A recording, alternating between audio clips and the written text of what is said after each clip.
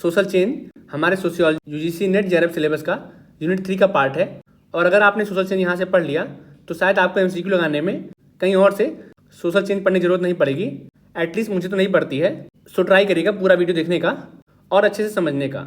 Video start करने से पहले आप वीडियो पॉज करके अबाउट मी भी मेरे बारे में जान सकते हैं। अगर आपने हमारे पुराने वीडियो देखे होंगे तो आपको पता होगा मैं किस तरह पढ़ाता हूँ। मेरा पूरा टारगेट होता है कि आपको इस तरह पढ़ाया जाए जिससे आपके सोशियोलॉजी के एमसीक्यूज गलत ना हो। सो यहाँ भी मेरा पूरा फोकस वही रहेगा। सबसे पहले हम थिंकर्स की कुछ डिफिनेशन से स्टार्ट करते हैं। विल्बर्ट मूर का डेफिनेशन है, it is a significant alteration in structure. So मैंने यहाँ पे जो थिंकर्स के की टर्म्स हैं उसको यहाँ पे मेंशन किया है जिससे आपको याद करने में दिक्कत ना हो और आप आसानी समझ में जाएं कि ये किस थिंकर का डेफिनेशन है। So it is a significant alteration in structure, मतलब स्ट्रक्चर में अगर कोई बड़ा बदलाव होता है, महत्वपूर्ण बदलाव होता है, उसी को बोलते हैं विल्बर्ट मूर सोशल चेंज। फिर एंडरसन और पार्कर का डेफिनेशन है, अल्टरेशन इन द स्ट्रक्चर और फंक्शनिंग ऑफ सोशल फॉर्म्स और प्रोसेस। सो अगर स्ट्रक्चर में या फिर सोशल फॉर्म्स के फंक्शनिंग में या फिर प्रोसेस में कोई चेंज होता है उसको एंडरसन एंड पार्क बोलते हैं सोशल चेंज। मॉरिस गिन्सबर्ग बोलते हैं a change in social structure.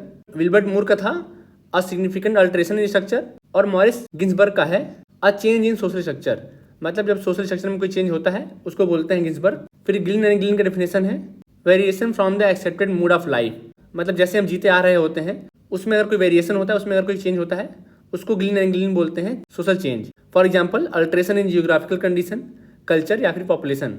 अगर जियोग्राफिकल कंडीशन में आपको कोई चेंज होता है या फिर आपके कल्चर में कोई बदलाव आता है या फिर पॉपुलेशन में आपके बदलाव आता है उसको हम बोल सकते हैं सोशल चेंज। फिर मैकाइवल एंड पेज का डेफिनेशन है, चेंज इन सोशल रिलेशनशिप, मतलब अगर आपकी सोशल रिलेशनशिप में कोई बदलाव आता है उसको मैकाइवल एंड पेज बोलते हैं सोशल चेंज। तो इस तरीके से हमने जाना कि सोशल चेंज होता क्या है वेरियस थिंकर्स के पर्सपेक्टिव से, और एमसीक्यूज में इसे पूछा भी जाता है। अब देखते हैं थियरीज ऑफ सोशल चेंज। पहला इवोल्यूशनरी थ्योरी, दूसरा है साइक्लिक थ्योरी और तीसरा है कॉन्फ्लिक्ट थ्योरी। सो एक एक करके हम डिस्कस करते हैं। इवोल्यूशनरी थ्योरी क्या बोलती है, it is based on Charles Darwin's ideas of evolution of living organism from simple unicellular to complex multicellular. ये मेजरली बेस्ड है चार्ल्स डार्विन के आइडिया से, जिसमें वो बोलते हैं कि जो ऑर्गेनिज्म होता है वो पहले एक कोशिकी होता है, मतलब यूनिसेलुलर होता है, फिर वहाँ से उसका विकास होते होते वो मल्टी सेलुलर बनता है, मतलब बहुकोशिकीय बनता है। उसी थ्योरी पे ये भी बेस्ड है। अगर आपने मेरा वीडियो देखा होगा सोशल स्ट्रक्चर का, उसमें मैंने बताया था कि कैसे स्पेंसर भी बोलते हैं पहले सोसाइटी में इंडिविजुअल आता है, फिर वहाँ से ग्रुप बनता है, फिर वहाँ से कम्युनिटी बनता है, फिर उससे सोसाइटी बनती है। तो ये सिमिलर है ऑर्गेनिज्म के विकास से, इसलिए इसको बोलते हैं इवोल्यूशनरी थ्योरी। इसमें मैंने मेंशन कर दिया कौन कौन से थिंकर कहाँ से बिलोंग करते हैं जिससे आपको आसानी हो जाए याद करने में। सो जो फ्रेंच इवोल्यूशनरी थिंकर हैं उसमें आते हैं अगस्ट कॉट और डर्कहाइम, और भी एक दो होंगे, अगर आप कहीं और से मिले तो आप उसको मेंशन कर दीजिएगा यहाँ पे। फिर है ब्रिटिश इवोल्यूशनिस्ट, उसमें आते हैं स्पेंसर, टाइलर और हेनरी मेन। फिर है जर्मन इवोल्यूशनिस्ट जिसमें बैकोफन आते हैं और टॉनीज आते हैं। अब हम देखेंगे कि कौन कौन से थिंकर इवोल्यूशन को कैसे बताते हैं। सो सबसे पहले एडम स्मिथ, वो बोलते हैं सोसाइटी का इवोल्यूशन कैसे हुआ। पहले हम हंटर्स थे, फिर हम पास्टोरल्स बने, फिर हमने एग्रीकल्चर की तरफ मूव किया और अभी हम मैन्युफैक्चरिंग में हैं। सो इस तरीके से बोलते हैं एडम स्मिथ कि सोसाइटी का इवोल्यूशन हुआ है, मतलब पहले शिकारी थे, फिर हम चारावाह बने, फिर चारावाह के बाद हम किसान बने और अब हम उद्योग करते हैं, मतलब मैन्युफैक्चरिंग करते हैं। नेक्स्ट थिंकर है ईबी टाइलर, वो इवोल्यूशन को बताते हैं रिलीजन के थ्रू, मतलब धर्म के थ्रू। सो बताते हैं कि धर्म का डेवलपमेंट कैसे हुआ, धर्म का विकास कैसे हुआ। सबसे पहले एनिमिज्म था, फिर पॉलीथिज्म आया, फिर मोनोथिज्म आया।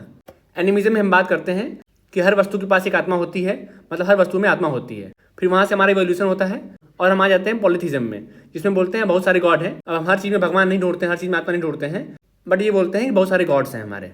फिर वहाँ से हमारा इवोल्यूशन होता है और हम आते हैं मोनोथिज्म में, जिसमें बोलते हैं ईश्वर केवल एक है, और इसको हम हिंदी में बोलते भी हैं एक ईश्वरवाद। सो इस तरीके से रिलीजन का डेवलपमेंट हुआ है ईबी टाइलर के अकॉर्डिंग। उनकी एक बुक है, मैंने यहाँ पे मेंशन भी कर दिया है, प्रिमिटिव कल्चर, आपको याद कर लेना है।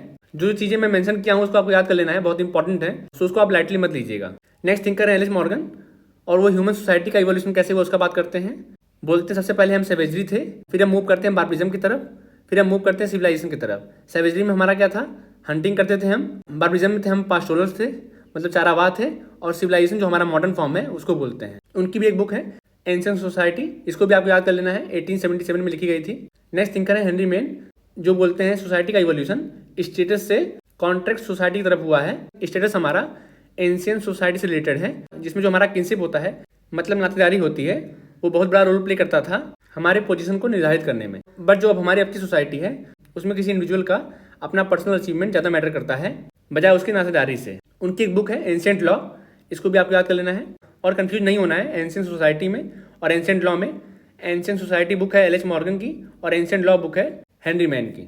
फिर नेक्स्ट थिंकर है जेम्स फ्रेजर, जो बोलते हैं पहले हम मैजिक में विश्वास करते थे, फिर हमने विश्वास करना चालू किया रिलीजन में, और अब हम विश्वास करते हैं साइंस में। इस तरीके से वो दिखाते हैं इवोल्यूशन को। फिर है हर्बर्ट स्पेंसर, जो बात करते हैं सर्वाइवल ऑफ द फिटेस्ट का, और ये काफ़ी ज़्यादा प्रभावित थे चार्ल्स डार्विन से, और ये बात करते हैं simple to compound to double compound society का। इस तरीके जितने इवोल्यूशनिस्ट थिंकर थे मैंने यहाँ पे मेंशन कर दिया है, और वो किस टर्म में बात करते हैं इवोल्यूशन का वो भी मैंने यहाँ पे मेंशन कर दिया है, सारा आपको याद कर लेना है। फिर आते हैं न्यू इवोल्यूशनिस्ट। न्यू का मतलब हल्का सा कुछ बदलाव करेंगे वो इवोल्यूशनिस्ट थ्योरी में। तो उन्होंने क्या बदलाव किए, डिस्कार्डेड स्पेकुलेशन, जो पहले के लोग अनुमान लगाते थे, स्पेकुलेशन करते थे कि ऐसा ऐसा ऐसा ऐसा होगा, उसको डिस्कार्ड करते हैं, मतलब नकारते हैं, और ज़्यादा जोर देते हैं एम्पिरिकल एविडेंस पे, मतलब जो चीज़ें हम देख पा रहे हैं उस चीज़ों पे। इवोल्यूशनिस्ट ऐसा नहीं करते थे, वो एम्पिरिकल एविडेंसेस पे थोड़ा कम ध्यान देते थे, बट जब न्यू इवोल्यूशनिस्ट आए तो उन्होंने उस पर ज़्यादा फोकस किया। इसके थिंकर हैं वी गॉर्डन चिल्डे, पता नहीं मैं नाम इनका सही ले रहा हूँ नहीं ले रहा हूँ, बट आपको याद कर लेना है। तो इनका जो इवोल्यूशन था वो बोलते हैं पहले हमारी सोसाइटी पैलियोलिथिक थी, फिर नियोलिथिक बनी, फिर कॉपर एज आया, और फिर ब्रॉन्ज एज आया। सो पैलियोलिथिक को हम बोलते हैं पूरा पाषाण काल शायद, और नियोलिथिक को बोलते हैं नव पाषाण काल। इसको मैंने यहाँ पे मेंशन भी कर दिया है, ओल्ड स्टोन एज और न्यू स्टोन एज, फिर कॉपर एज आया, फिर ब्रॉन्ज एज आया। इस तरीके से बताते हैं इवोल्यूशन हुआ। फिर जूलियन स्टीवर्ट आते हैं, ये बात करते हैं यूनिलीनियर इवोल्यूशन का, फिर वहाँ से मूव करते हैं यूनिवर्सल इवोल्यूशन की तरफ, फिर वहाँ से मूव करते हैं आगे मल्टीलीनियर इवोल्यूशन की तरफ। फिर मार्शल डिसालेन और एलमान सर्विस कॉन्सेप्ट देते हैं स्पेसिफिक और जनरल इवोल्यूशन का। वो बोलते हैं स्पेसिफिक इवोल्यूशन वो होता है जो किसी एक निश्चित जगह पे होता है, एक निश्चित समय में होता है, और जनरल इवोल्यूशन वो होता है जो यूनिवर्सल होता है, जो हर जगह होता है। सो ये कुछ बेसिक कॉन्सेप्ट थे जिसको आपको पढ़ लेना है। अब मूव करते हैं साइक्लिक थ्योरी की तरफ, जिसके थिंकर्स बोलते हैं सोशल फिनोमिना रिपीट और reoccur over and over again in a cyclic manner with no ending. मतलब जो हमारा सोशल फिनोमिना होता है वो रिपीट करता रहता है, रीअकर होता रहता है, बार बार होता रहता है, और इसका कोई अंत नहीं होता है। इसके कुछ थिंकर्स देख लेते हैं। पहले ओसवाल्ड स्पेंगलर, जो बोलते हैं हमारा जो सिविलाइजेशन है वो पहले बॉर्न होता है, फिर उसका ग्रोथ होता है, फिर वो मेच्योर होता है, और फिर वो डिक्लाइन होता है। बॉर्न मतलब पैदा होता है, ग्रोथ मतलब बड़ा होता है, मेच्योर मतलब उसमें मेच्योरिटी आती है, और बाद में उसका डिक्लाइन हो जाता है। बट यहाँ से वो खत्म नहीं होता है, ये साइकिल चलता रहता है। वो बॉर्न होगा, ग्रो होगा, मेच्योर होगा, फिर डिक्लाइन होगा, फिर से वो बॉर्न होगा। इसी तरीके से हमारा सिविलाइजेशन का एक सर्कल चलता रहता है, इसीलिए आते हैं साइक्लिक थियरी में। वो एग्जांपल देते हैं रोम एम्पायर का, कैसे रोम एम्पायर पहले पैदा हुआ, फिर वो ग्रो किया, फिर मेच्योर हुआ, और फिर वो खत्म हो गया, बट आज भी रोम में लोग रह रहे हैं, तो फिर से वो बॉर्न हो गया। फिर बात करते हैं वो ब्रिटिश एम्पायर का, कैसे पहले बॉर्न हुआ ब्रिटिश एम्पायर, उसके बाद वो ग्रो किया, फिर मेच्योर हुआ, और फिर ब्रिटिश एम्पायर का अंत हो गया, बट पूरी तरीके से अभी अंत नहीं हुआ है, अभी भी ब्रिटिश जिंदा है। सो इस तरीके से साइकिल चलता रहेगा। इनकी एक बुक है the decline of the West, 1918 में लिखी गई थी। इसको आपको याद कर लेना है। जितनी मैं बुक्स बोल रहा हूँ उसको आपको जरूर याद कर लेना है, लापरवाही नहीं करनी है। नेक्स्ट थिंकर है पिट्री में सोरोकिन, इनकी बुक है सोशल एंड कल्चरल डायनेमिक्स 1938, इसको भी आपको याद कर लेना है। और ये साइक्लिक थ्योरी का बात करते हैं पेंडुलम मॉडल से, जिसमें बोलते हैं जो हमारा सोसाइटी है वो पेंडुलम की तरह घूमता रहता है, सेंसर कल्चर से आइडियलिस्ट कल्चर तरफ, और बीच में रुकता है आइडियलिस्ट कल्चर में। सो देखते हैं सेंसर कल्चर क्या होता है। इसमें हम एम्पिरिकल चीजों को जो हम चीजें सामने देख सकते हैं, तो सोरोकिन बोलते हैं जो हमारा कल्चर है वो एक समय ऐसा रहेगा जिसमें केवल वही चीज को मानेगा जो चीज वो सामने देख सकता है या फिर वो एक्सपीरियंस कर सकता है। फिर वहां से वो कल्चर मूव करता है आइडियलिस्ट कल्चर की तरफ, जिसमें हम लोग आध्यात्म का बात करते हैं, मेटाफिजिकल वर्ड का बात करते हैं, मतलब पारलौकिक चीज़ों का बात करते हैं। सो देखिए दोनों चीज़ें आपस में कितनी अपोजिट हैं, कितनी कॉन्ट्राडिक्टरी हैं। एक तरफ बात हो रहा है केवल फिजिकल वर्ल्ड का, इसी वर्ल्ड का मतलब भौतिक वर्ल्ड का, और दूसरी तरफ बात हो रहा है पारलौकिक शक्तियों और अध्यात्म का। तो सोरोकिन बोलते हैं सोसाइटी इस तरह मूव करती रहती है, बीच में एक स्टेज आता है जिसको बोलते हैं आइडियलिस्ट कल्चर या फिर आइडियल कल्चर, जिसमें सोसाइटी दोनों का मिक्सर होती है। वो वैल्यूज का भी बात करती है, एथिक्स का बात करती है, मोरालिटी का भी बात करती है। तो इसलिए मैंने यहाँ पे लिखा है मिक्स ऑफ सेंसेट और आइडियलिस्ट कल्चर। ये काफी रेयर स्टेज होता है, रेयर अवस्था होती है आइडियलिस्ट कल्चर वाली। अक्सर सोसाइटी घूमती रहती है सेंसेट से आइडियलिस्ट की तरफ, बीच में एक स्टेज आता है आइडियलिस्ट कल्चर वाला। सो इस तरीके से सिंपल भाषा मैंने समझा दिया कि क्या होता है ये थ्योरी। अगर आपको अभी भी कंफ्यूजन हो तो जो हम सोरोकिन अलग से पढ़ेंगे तो इसके बारे में फिर से डिस्कस कर सकते हैं। नेक्स्ट हमारे थिंकर है अर्नोल्ड टॉयनबी, जो बोलते हैं सिविलाइजेशन पहले बॉर्न होता है, फिर ग्रो होता है, फिर डिके होता है, फिर डाई करता है, और फिर से बॉर्न करेगा, फिर ग्रो करेगा, फिर डिके होगा, फिर डाई होगा। इस तरीके से साइकिल में चलता रहता है। जो स्पेंगलर का कॉन्सेप्ट था उसमें बॉर्न होता है, ग्रो होता है, मेच्योर होता है, फिर डाई होता है, बट टॉयनबी यहाँ पे मेच्योर का बात नहीं करते हैं, वो डिके का बात करते हैं। स्पेंगलर वाले मेच्योरिटी था, इनके वाले में डिके है, बस यही डिफरेंस है दोनों की थ्योरी में। और अर्नोल्ड टॉयनबी की बुक है अ स्टडी ऑफ हिस्ट्री, इसको आपको याद कर लेना है। एक कॉन्सेप्ट मुझे मिला था टॉयनबी का एमसीक्यू लगाते वक्त, क्रिएटिव माइनॉरिटीज, तो उसको भी आपको याद कर लेना है।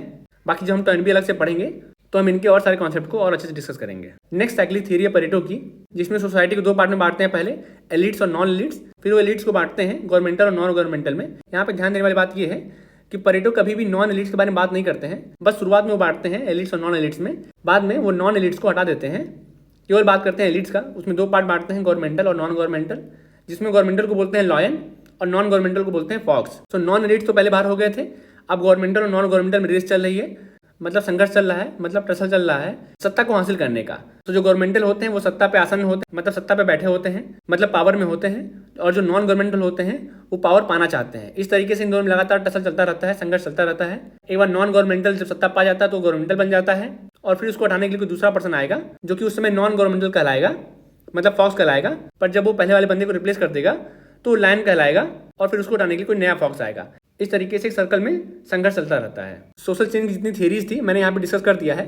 एक कॉन्फ्लिक्ट थ्योरी आती है जिसको आप जब कार्ल मार्क्स पढ़ेंगे तो आपको समझ में आ जाएगा कि कॉन्फ्लिक्ट थ्योरी क्या होता है सोशल चेंज का, जिसमें वो बोलते हैं लगातार संघर्ष करते करते ही हमारी सोसाइटी आगे बढ़ती है। तो उसको जब हम मार्क्स पढ़ लेंगे तो और अच्छे समझ में आएगा। बाकी जितनी थ्योरीज थी मैंने यहाँ पे डिस्कस कर दिया है। अगर इसके बाद भी आपको कोई डाउट हो तो आप टेलीग्राम चैनल पे पूछ सकते हैं या फिर कमेंट बॉक्स में पूछ सकते हैं। मैं ट्राई करूंगा 24 आवर के अंदर रिप्लाई देने का, और इसका पीडीएफ आपको टेलीग्राम चैनल पे मिल जाएगा, और इससे रिलेटेड एमसीक्यूज भी आपको टेलीग्राम चैनल पे मिल जाएंगे। जाके उसको आप लगा लीजिए रिवीजन करने के बाद।